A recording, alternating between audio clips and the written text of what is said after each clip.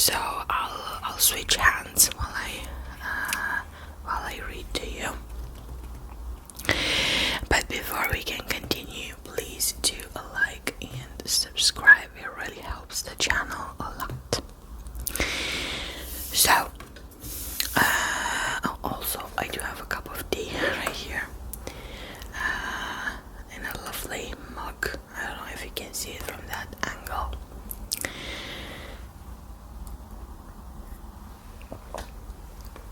Okay, so history of magic, witchcraft, and the occult. Just so you know, it's daytime and there are a lot of cars and people, and you get it. This is going to be a lo-fi video. Right, so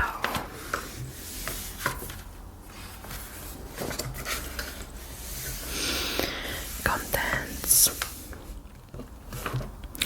ancient roots, prehistory to 400 CE.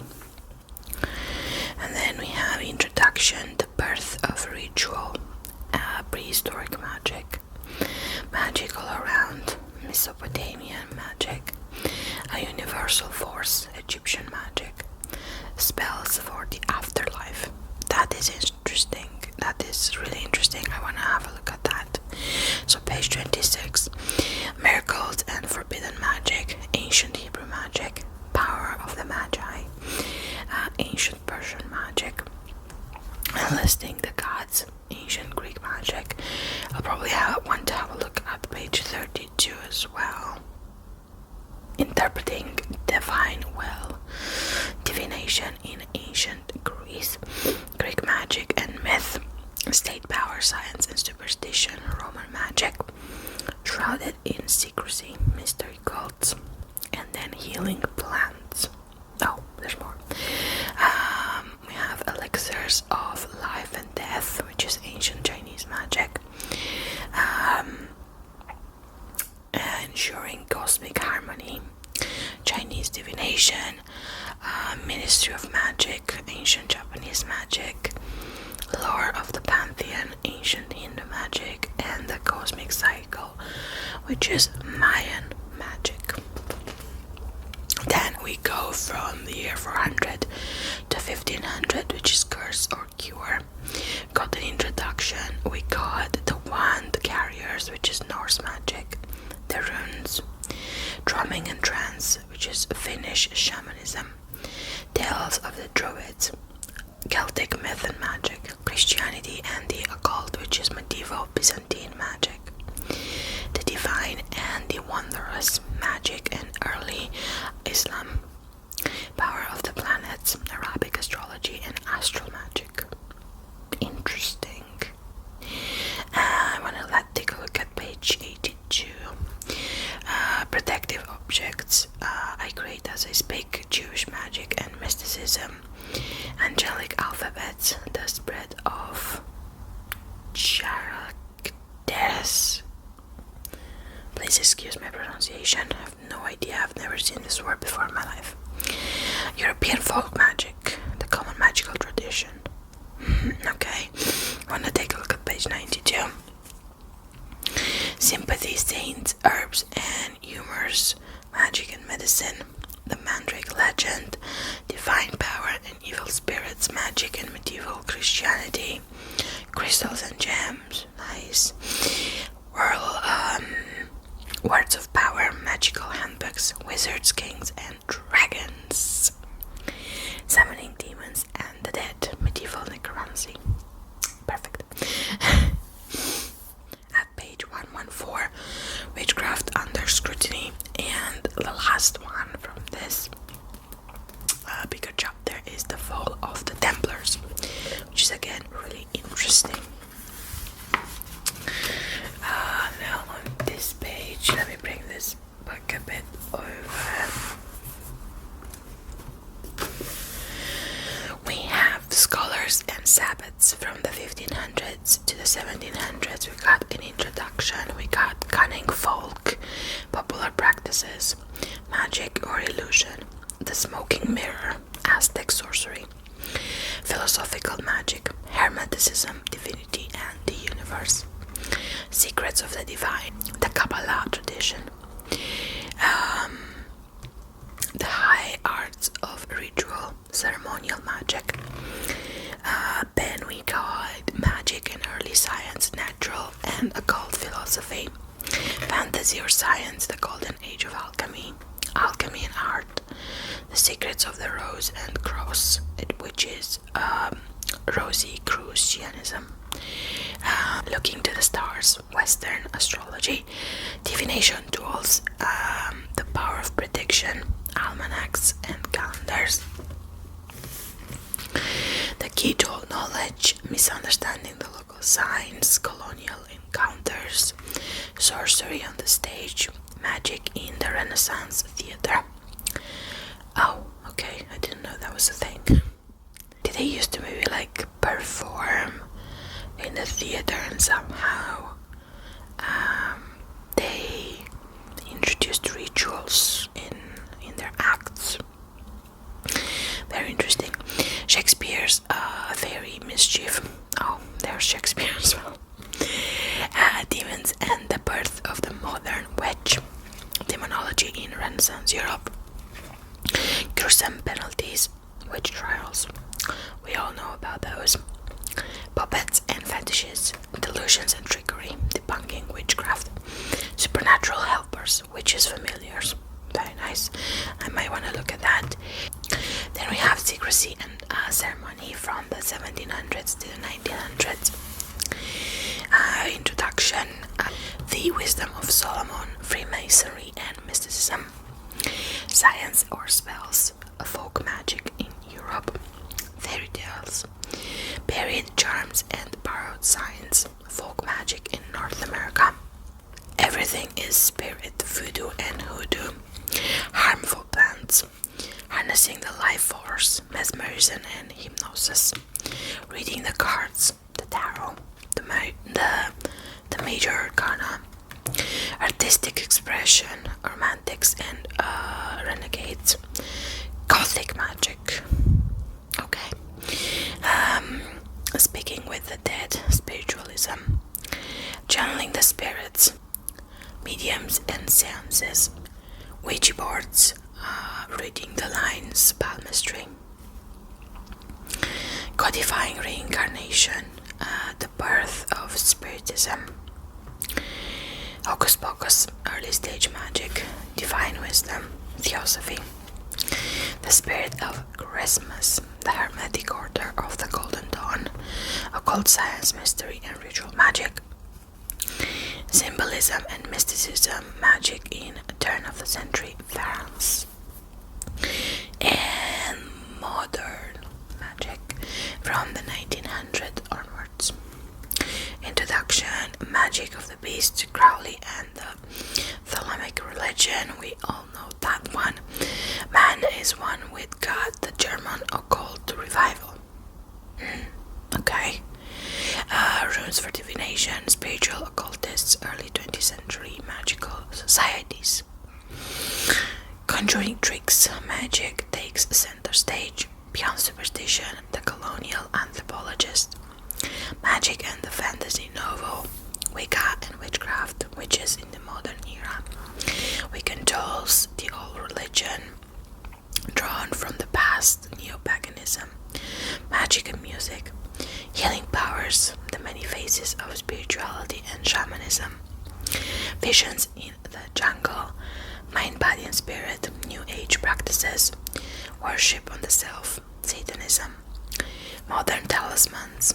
Dancing with the dead, the taste for spectacle, magic as modern entertainment, magic with no rules, chaos magic. I definitely want to take a look at that. From hack to hero, which is in film and television. Oh, that was funny. The energy of others, witchcraft in the internet age.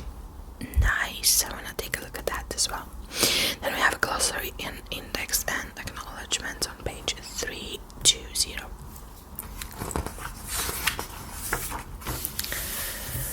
So going back to the beginning, I said I wanted to look at spells for the afterlife, which is on page 26. Let's see.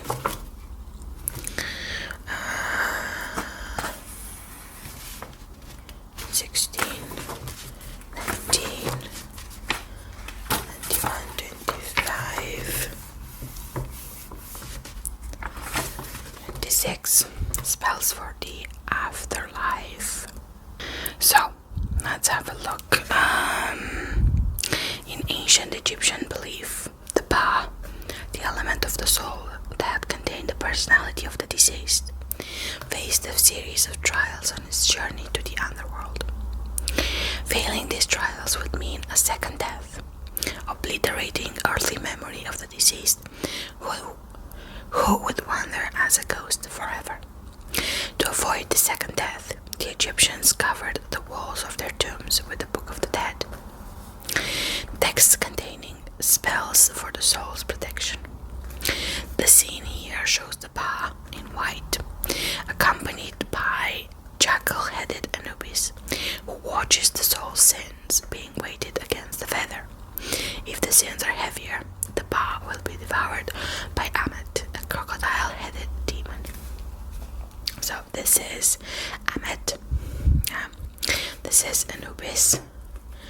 And then we have the Ba, I believe. This is the Ba, so Anubis brings Ba here to have this weighted against the feather. I think that's his heart over here, and that's the feather. And then this is passing judgment, I guess. The Book of the Dead was never codified, and no two copies are the same.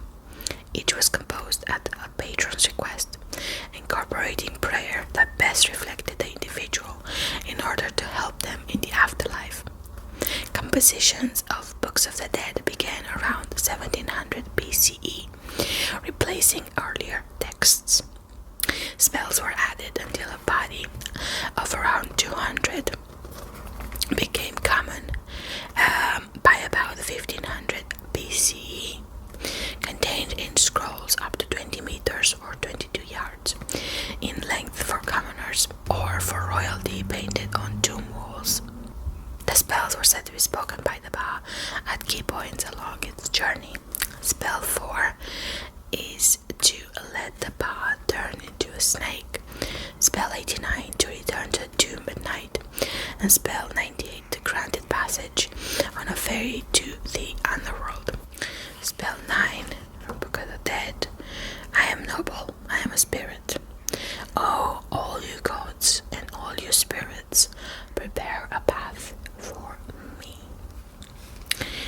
And then the description here says, Anubis weighs the sins of Apis under the watchful eye of thought. In the painting, this painting from a Book of the Dead produced for Hunifer, a royal scribe, or Hunifer.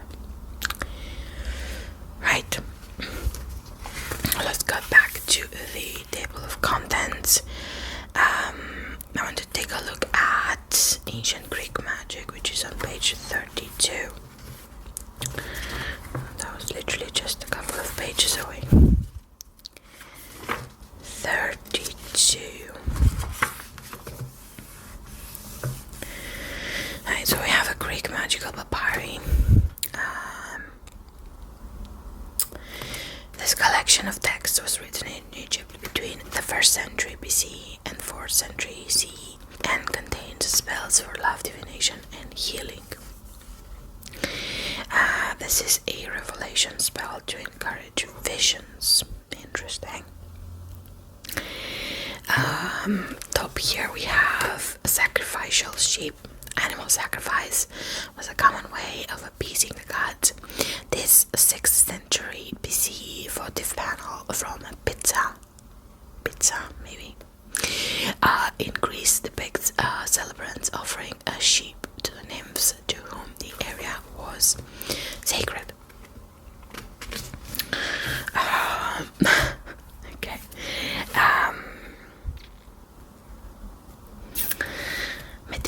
The sorceress. This face depicts Medea demonstrated her skill by dismembering and boiling an old ram.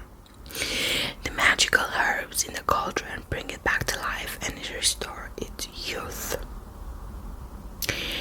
Okay, it's different. Take the tongue of a dog-faced baboon, 2 eggs of an ibex, 4 drams of frankincense. Well, at least we have frankincense nowadays, I guess. A single onion. Put all these onto a mortar with the mouse. Okay. Okay, so tools of magic. Certain stones were believed to possess magical powers, such as hematite or bloodstone, thought to protect unborn babies, and light green jasper used to cure stomach infections. These were set onto amulets of wood, bone, or stone that the supplicant could wear. Sailors about to embark on a hazardous voyage might have made use of protective pendant depicting Poseidon, which is the god of the sea, trident in hand and a foot on a dolphin, or those in fear of the Pascania, which is the evil eye, might have employed an eye-shaped pendant to ward off its gaze. Very interesting. Another one here says, and take 13 copper needles and stick one in the brain while saying, I am piercing your brain. Okay, that seems dangerous. Do not try this at home, please.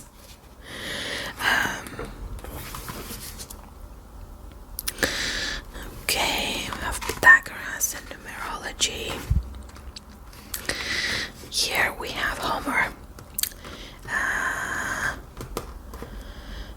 saying, let us ask some seer priest or some reader of dreams who might say why Phoebus Apollo is so angry. And we have the Delphic oracle depicted there. Very interesting. Let's move on to the next one. I actually forgot what I wanted to look at.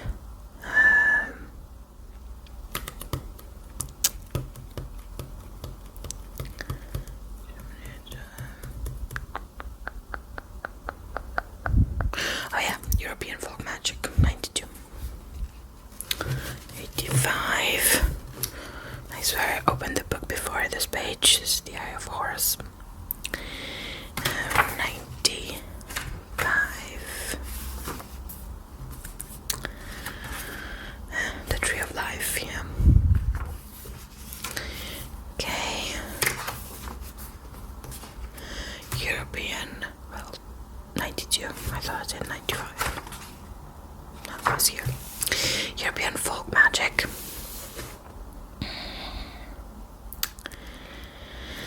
A spot and amulet of old renowned wear like a bracelet on thy left arm bound. Marbot of Rennes, 11th century. That's a nice jewel.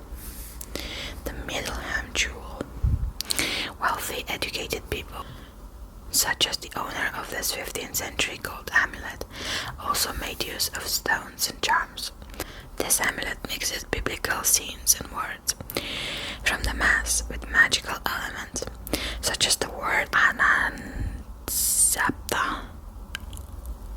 Ananisapta, believed to be a charm against epilepsy. The blue sapphire was said to cure ailments including ulcers and headaches. So we have magic of words. Throughout the medieval period, magic words, spells, and incantations were called upon to do anything from ensuring a safe journey to bringing sickness or death upon a person. Okay, then we have power of objects, which is probably why the jewel was represented there. In common magic, seemingly mundane objects such as stones, plants, and animals were believed to possess power. Scholarly and religious traditions found in, for example, lapidaries, books listing the virtues of stones for magic and medicine, and bestiaries, collections of moralizing stories about animals, had also entered oral culture. And predictions. To see what the future held, people consulted men and women skilled in the art of divination. Divining meant looking for signs and patterns in nature, for example, the way animals behaved, or the flight of birds, or by casting stones or bones, which is cleromancy. Okay. Oleg made inquiry of the wonder-working magicians as to the ultimate cause of his death. Animal magic, Slavic magic. In the Slavic world, belief in magic was rooted in paganism and persisted well into the late medieval period. Many Slavs resisted Christianization until it was forced upon them by the Northern Crusades, the 12th century Catholic wars against the people of the Baltic. The Slavs venerated one supreme god, but they believed in an array of lesser deities too.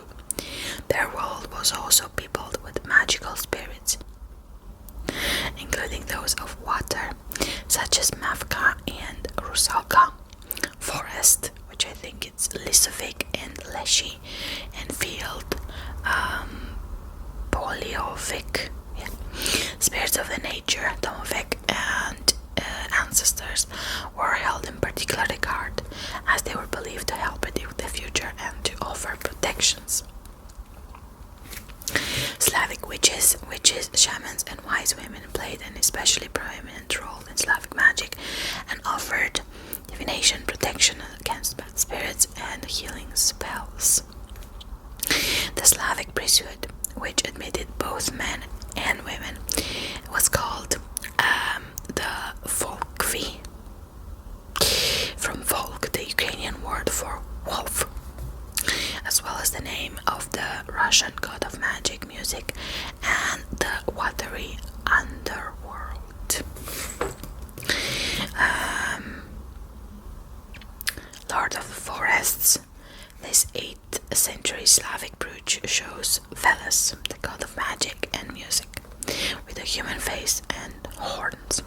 He is thought to be one of the origins of the name of the Folkvi, the Slavic pagan priesthood. Good and evil witch. Okay. Sympathy saints, herbs and rumors. Okay, we're already in another chapter.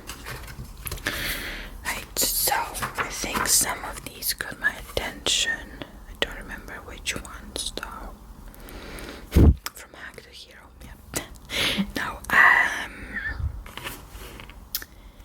it was something.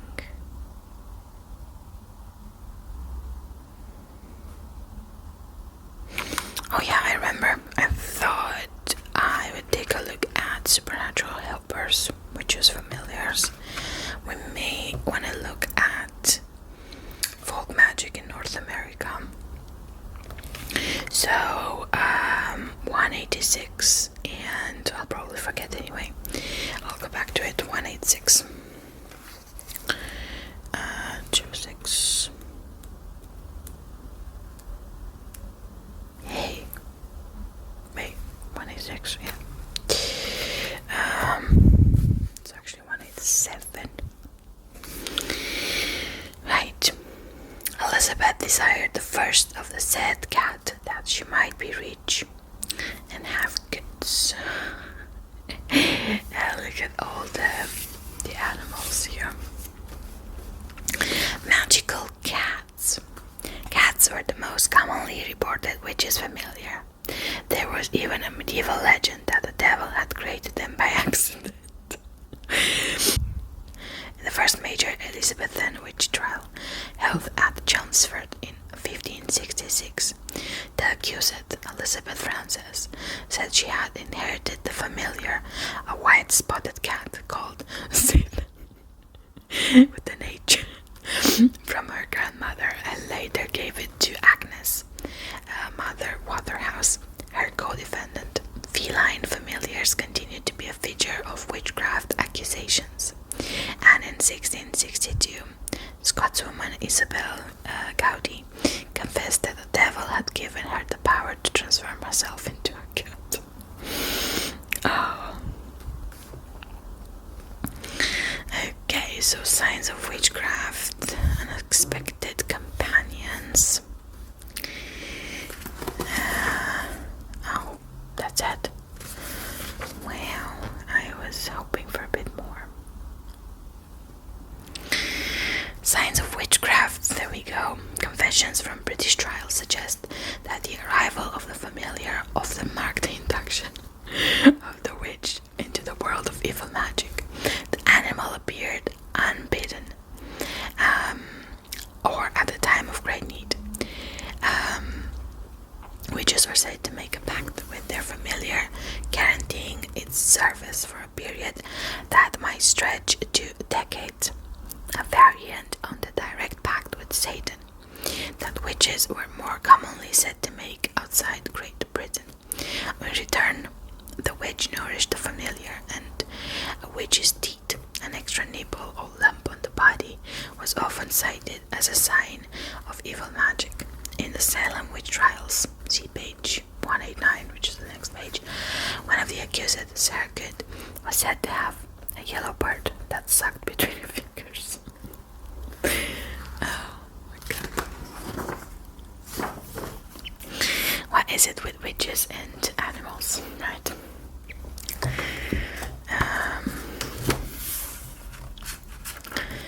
Let's see. Buried charms and bird signs, folk magic in North America at 202. Oops. Not 206. Yeah.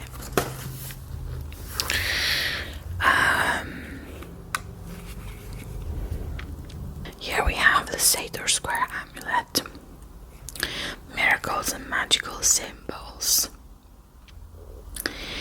So this one appears to be a Christian, well, an early Christian magical tool called the Sator Square, which shows words that are readable backwards or forwards.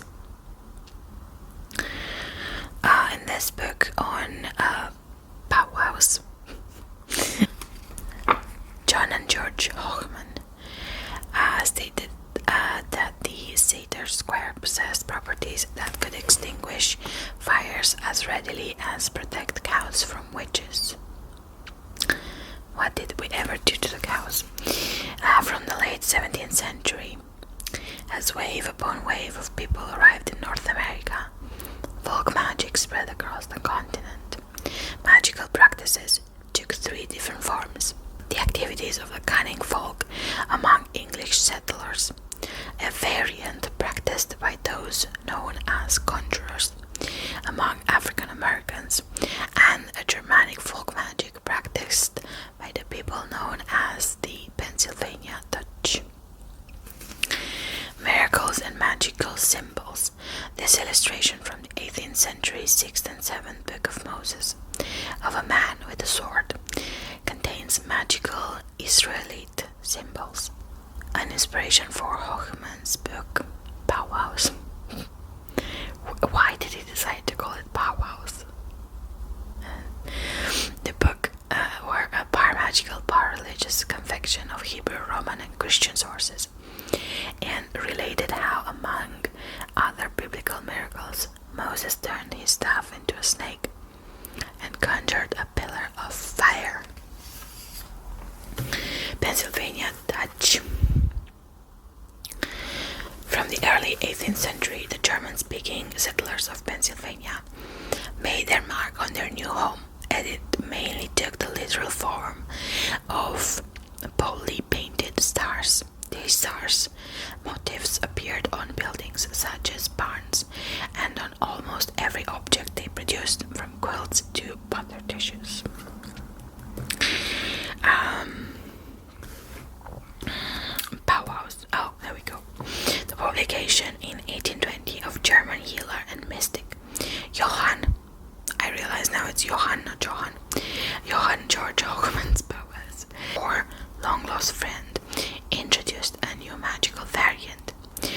book was an exuberant rehashing of earlier texts, which he had shamelessly plagiarized. It was part practical advice, cures for rheumatism, how to brew beer, how to treat a sick cow, and part mystical posturing. Mere possession of the volume, Hochman asserted, would protect the holder. Wildfire and the dragon flew over a wagon. The wildfire abated and the dragon skated. Oh, okay. Everything is spirit. This is voodoo and hoodoo. Okay. Let's go back to the beginning. And I wanted to take a look at one last chapter. And I don't remember what it was. Oh, I remember the energy of others, witchcraft in the internet age, which is page 300. Oh, we have runes. These are so pretty. Right, page 300. Focus. Right.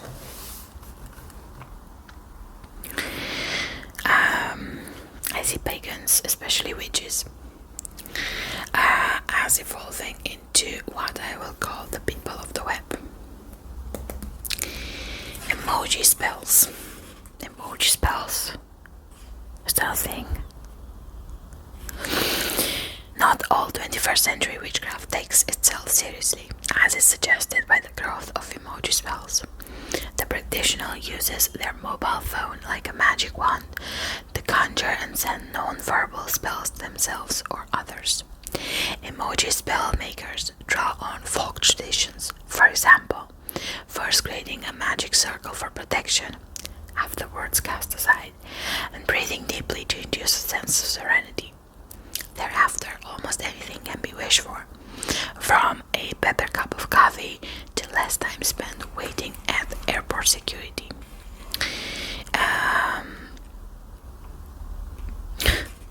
Crystal balls, flank DIY, and dollar signs in a wealth spell. Okay.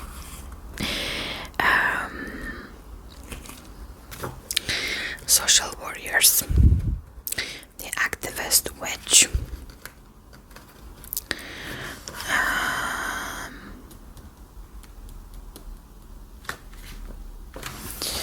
That's it. Oh, I thought it would be more. Okay, well, I guess this is still something that we don't have enough information on, because it's obviously quite new. So maybe 20 years from now, techno-pagans would occupy a bit more content in these history books. So yeah, I quite enjoyed this book. I feel like we've been here quite a while now, so I'm gonna end it here. The book itself is quite informative. If you want to have like some sort of a basic understanding of how magic and witchcraft came through in history. But yeah, I hope you enjoy this. I wish you a very good day or night, and I'll see you in my next one. Bye bye.